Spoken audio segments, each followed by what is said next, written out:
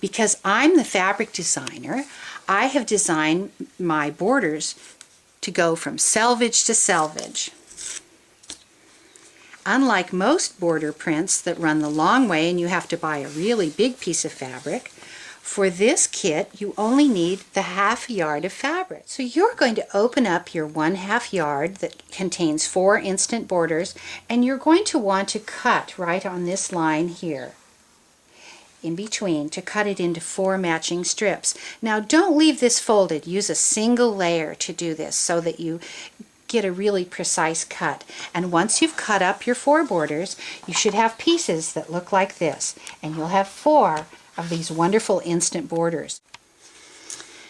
Now, almost all quilters that I know base their quilts on a log cabin style when they're adding borders, and that would be starting here and sewing. But I want to show you something quite different that has really made a big difference in not making mistakes and making your quilt look very balanced.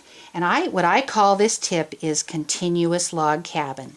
So what I want to do is I want to leave a little tail here at least as wide as this border. So if this border is this wide, I want to leave at least a tail this big, just like this. Could you zoom in on that and make sure everybody can see that I want to leave the little tail? Now don't cut that off, okay? So what we want to do is add this border to our quilt body. And I don't want to sew all the way to the edge, so I'm going to start pinning a little bit from the edge. It doesn't really matter how far. And another thing I do is I lay the quilt out nice and flat like this. Don't stretch too much. And then lay your next piece on top. Don't stretch it too much either. And pin it at intervals. Now don't pre-cut this strip. That's another tip. See here on the end? I don't want you to cut this off yet, because how many times have you sewn your pre-cut strip to your quilt body and you're just a 1/4 inch short and that 1/4 inch is sitting on your cutting table? It makes me crazy. So don't cut that off yet. That's part of the tip. And now we'll move to the sewing machine. So here we are at the sewing machine, and you can see that I've left this tail. Now this is unusual. It's for the continuous log cabin. And I'm not going to sew all the way to the edge. I'm going to start sewing right about in here. And I'm going to use a 1/4 inch seam. And I'm also going to, see this, if you could zoom in on this little stripe. This stripe on the fabric can kind of be my guide, because visually you don't want to sew over that. You want that to show on your finished quilt. So I'm going to use it as a visual guide as I sew, because that's more important actually than having a perfect 1/4 inch seam all the way.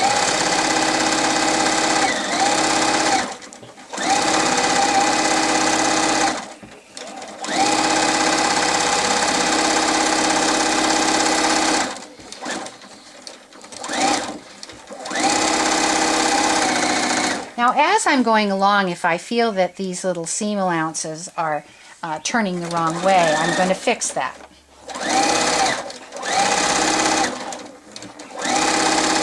And you can see sometimes I scratch with my fingernails to get everything lined up.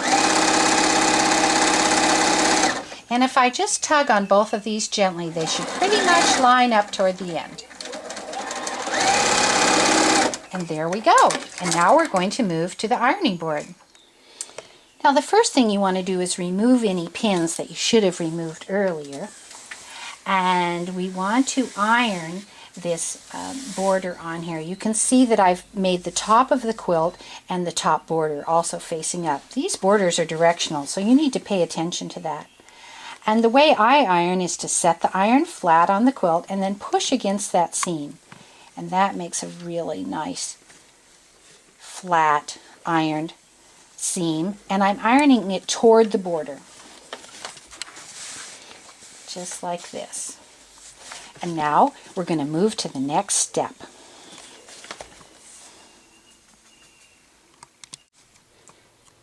And now we're going to proceed. I want to remind you not to cut off the tail. Be sure to leave that tail that we didn't sew quite to the edge. Now leave that till later.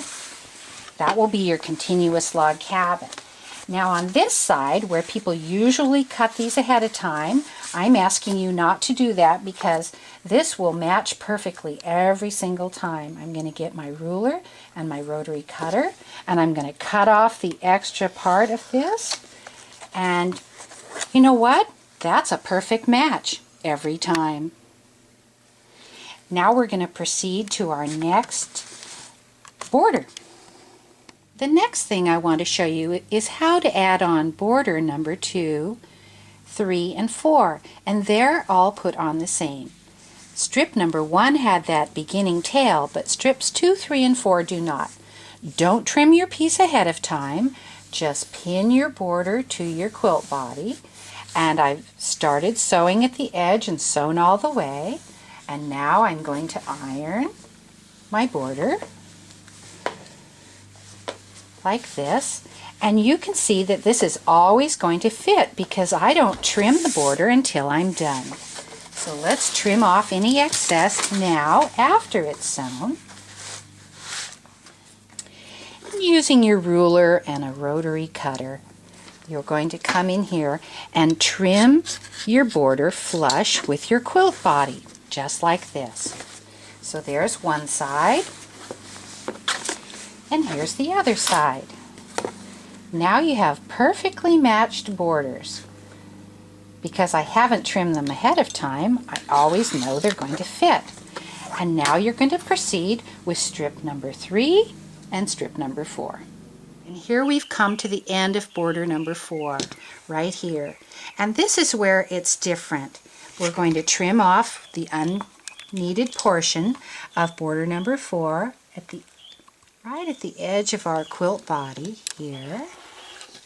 So it's nice and even with our quilt body right here. And you can see I still have this tail that I ask you to leave from border number 1. And this is what's so different about continuous log cabin, where all these border strips are the same length. So in order to finish this, we're going to fold border number 1 over the top, and we're going to go back to where we started stitching, and we're going to stitch backwards in order to catch up this last little bit. Let's move to the sewing machine while I show you that. And now I'll show you the continuous log cabin part of my special tip. We're going to set the tail over the top of border number 4, and we're just going to catch up this little bit of sewing right here.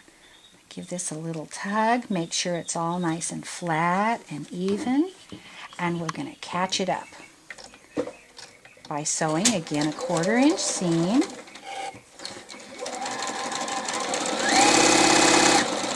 And I'm sewing right up to the place where I started in the first place, right there. And what we have now is continuous log cabin. The reason I've done this is that all of my borders are exactly the same length, and by trimming them after we've sewn them, they always match. There's no running short, which often happens with a traditional log cabin because of its short bars and its long bars. So this always fits, and you can also make the maximum size quilt. Since there aren't the long and the short logs, you'll know how big your quilt can be with all 4 borders being exactly the same size. The only thing left to do now is to iron this and to trim off this little extra of border number 1, and you'll have a perfect continuous log cabin border on your quilt center. One tip I found when adding the coordinating strips to your border strips is this is quite tight in here. So once I've pinned my strip to the top, I'm actually going to turn the quilt over. And again, I'm going to start by using this little printed stripe as my guide for ease of sewing. It won't really matter if your seam is a little bit off. It's more important that you're sewing next to this little stripe that you can easily see on the reverse side. So that's the part I put up when I'm sewing.